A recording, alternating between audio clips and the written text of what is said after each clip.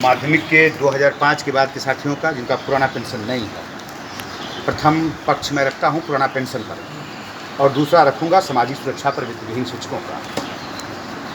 आपके बीच में जो दो प्रमुख सवाल हैं, वर्तमान में हजारों विद्यालयों में जाने के बाद आयोग के साथियों से चर्चा हुआ, उससे एक बात पूर्णतः स्पष्ट है कि लड़ाई होती रहेगी बंधु पुराना पेंशन और नवीन पेंशन पर। प्रथम स्थिति में हमने ये पाया कि जो शिक्षक साथी का 10% कटता है, 10% जो सरकार देती है, उसे अस्थायी ब्याज दर पर आगे बढ़ाया जाए। पहले तो काम यही होना चाहिए। अगर यह काम हो जाए तो जो शेष कार्य हैं बहुत आसानी से हो जाएंगे।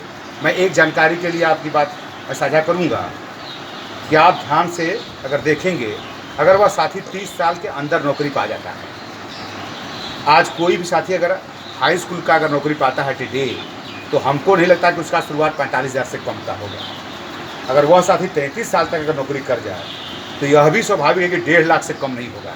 कितना हूँ कम बढ़ेगा तो 1.5 लाख से कम नहीं होगा, खैर ऊपर जाने की संभावना है अगर 10-10 साल पर वेतन आयोग अगर लगता रहे तो। एक एवरेज मैंने अध्ययन किया, अगर उस साथी का मान लीजिए एवरेज वेतन 75,000 ही आए, 72,000 ही आए, तो उसका 10% यानी 6,000 और 6,000 सरकार का यानी 12,000 हुआ। 12 में 144।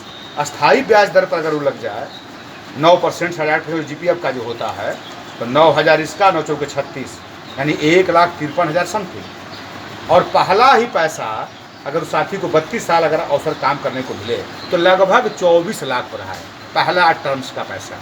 अगर उस साथी का 32 साल में अगर रुपया जमा हो जाए तो हम देख रहे थे कि लगभग 3 करोड़ के रेंज में होगा। अगर 1.5 करोड़ रुपया अगर लौटा देते हैं और 1.5 करोड़ का 6% से मैं बोल रहा हूँ, उस साथी को 90,000 पेंशन मिलेगा। ये रहा। अब पुराना पेंशन क्यों इससे ज़्यादा महत्वपूर्ण है, मैं वो बता रहा हूँ। नवीन पेंशन पर जो बहस छिड़ी हुई है, नवीन पेंशन में सिर्फ हम लोगों को इतना ही आज की डेट में करना है कि वह अस्थायी ब्याज दर से आगे बढ़े। शिक्षक कोई व्यापारी नहीं बनते। पुराना पेंशन इसलिए प्रासंगिक है कि आज साथियों को 30 साल की आयु में सबको नौकरी नहीं मिल पा रही है, या नौकरी पाते पाते 45 साल हो जा रहा है, 46 साल हो जा रहा है। वैसे में साथी का जो वर्क पीरियड है, सर्विस का पीरियड है, वो 16, 17 साल, 18 साल हो रहा है। वैसे स्थिति में उसकी प्रासंगिकता ज़्यादा है जब सेवाएं कम होंगी। अगर सेवा करने का अगर भरपूर अवसर मिले तो यह भी उसी के सन्निकट है, बहुत दिक्कत नहीं आने वाली है। आज मैं सभी शिक्षक प्रतिभागियों से जो शिक्षक के सवाल के लिए आगे आए हैं, मैं सबसे निवेदन करूँगा कि अगर आज के डेट में हम लोग सिर्फ इतना ही कर लें कि शिक्षक साथियों का जो पैसा है वो अस्थायी ब्याज दर से आगे बढ़े। पहली बात, आपको व्यापार करना है करिए। हमारा शिक्षक व्यापार नहीं करना चाहता बंधु। अगर व्यापार करना होता तो व्यापारी बन जाता हो। वो शुचिता के क्षेत्र के लिए आया है, शुचिता के कामों में उसकी रुचि है, तब वो आया है। पढ़ने पढ़ाने का मतलब ही हो गया। और स्वाभाविक है कोई व्यक्ति किसी भी क्षेत्र में सेवा देना चाहता है तो उसका भरण पोषण एक मामला है ही। और कोई भी व्यक्ति 62 साल तक सेवा देगा तो क्या अंतिम समय में वो नहीं चाहेगा संरक्षण? वो आर्थिक और सामाजिक सुरक्षा पर बात नहीं करेगा?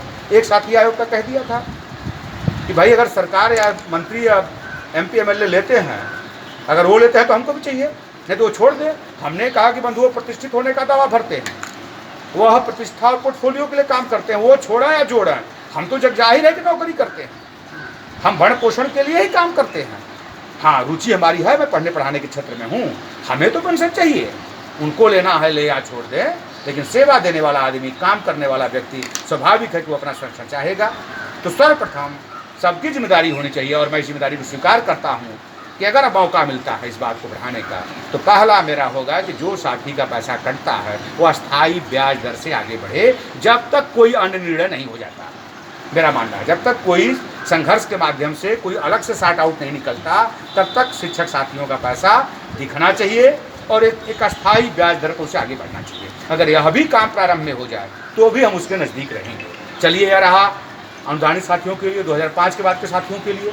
अब मैं आता हूँ वित्तविहीन शिक्षकों पर। दशकों से हम लोग चाहते थे कि हम उत्तर प्रदेश के बच्चों को पढ़ाते हैं, हमारे सेवा की और सुरक्षा की जिम्मेदारी सरकार ले। दशकों से हम लोग चाहते थे। यह 35 वर्ष जो शासन में रहा, यह बताने में लोग सफल रहे कि मुझे देने के लिए कुछ भी नहीं है, सरकार के पास वित्तविहीन को देने के लिए कुछ भी नहीं है। तो एक तरीका और है जो हमको संरक्षण दे सकते हैं। जैसे इन्होंने कह रखा है कि जो भी वित्तविहीन व्यवस्था के तहत स्कूल चलेंगे, आप वर्ष में 20,000 रुपया शिक्षा शुल्क ले सकते हैं। हमने कहा महोदय, जैसे आपने मैक्सिमम तय कर दिया, आपके शहरी और रूरल दोनों तरह के एरिया है, ग्रामीण क्षेत्र भी है और शहरी क्षेत्र है, तो क्यों ना आप न्यूनतम समान शिक्षा शुल्क लगा देते।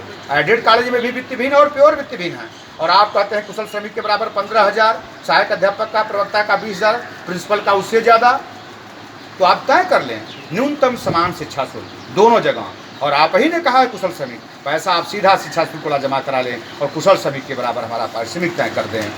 सिर्फ आप एक सेवा सुरक्षा बना दें, जब आपके पास पैसा होगा तो शुल्क माफ कर देंगे, नहीं पैसा होगा तो जिनको मैं सेवा देता हूँ, 35 साल का समय कोई थोड़ा मोड़ा समय नहीं होता। अगर किसी ने वित्तविहीन व्यवस्था का सबसे अधिक खामियाजा कोई उठाया है तो उसमें काम करने वाला शिक्षक और कर्मचारी ही उठाया है। मैं एक वित्तविहीन शिक्षक हूँ बंधु, 96 बैच का एमएससी हूँ। 1997 13 अक्टूबर में मुझे सेवा करने का अवसर मिला राजकुमार टेकाज भुजना में। मेरा विद्यालय एडेड है, आपके ही विद्यालय की भांति, कला वर्ग अनुदानित और विज्ञान वित्तविहीन। हम लोग बंधु छले गए। मैं किसी को सवाल ही नहीं उठाता कि लोग प्रयास नहीं किए होंगे, लेकिन कड़वा सच है कि वित्तविहीन शिक्षकों का कुछ हुआ नहीं। मैं आपसे सिर्फ इतना ही कहने के लिए आया हूँ। आज संक्रमण काल शिक्षक प्रतिभागियों में भी है। 7,000 लगभग अनुदानित शिक्षक, 8 प्रत्याशी, 22,000 वित्तविहीन शिक्षक, इसमें भी 4 प्रत्याशी।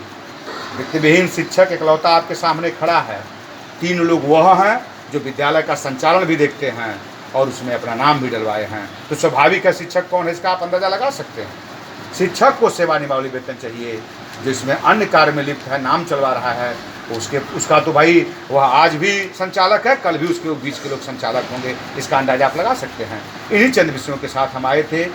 आज ना ही वित्तविहीन शिक्षक में संपूर्ण माध्यमिक शिक्षा है और ना ही अनुदानित शिक्षक में से ही संपूर्ण माध्यमिक शिक्षा है। जब दोनों मिला है तो माध्यमिक शिक्षा है बंधु। 87% वित्तविहीन शिक्षक ने ही, ना ही 87% वित्तविहीन शिक्षक आपका पेंशन रोक रखा है, ना ही 13% अनुदानित शिक्षक हमारा सामाजिक सुरक्षा रोक रखा है। लेकिन एक दिक्कत आई है, दोनों के अलग अलग सोचने से।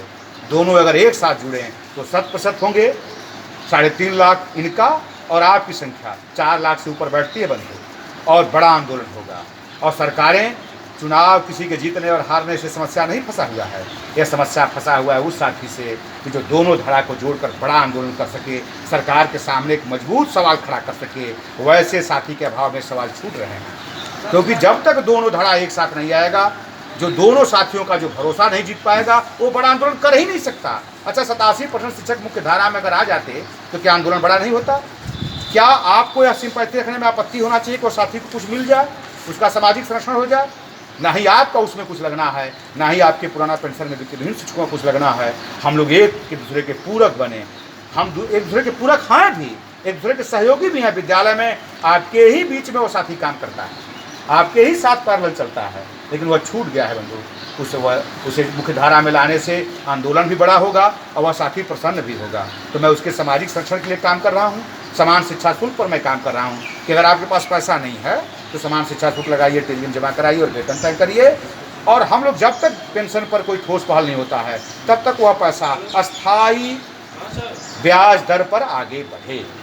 आज इतना भी अगर हो जाए तो कल की लड़ाई हम लोग लड़ लेंगे। इन्हीं चंद विषयों के साथ हम आपके बीच में आए थे, आपका स्नेह पाने के लिए, आपका आशीर्वाद पाने के लिए। स्वाभाविक बंधु, ये क्षेत्र बहुत बड़ा है, हर जगह उपस्थिति दर्ज कराने में समय लगता है, सालों से चल रहा है, फिर भी कुछ विद्यालय छूट गए हैं। इन्हीं चंद शब्दों के साथ हम आपके बीच में आए थे। आप सभी साथियों को प्रणाम करता हूँ।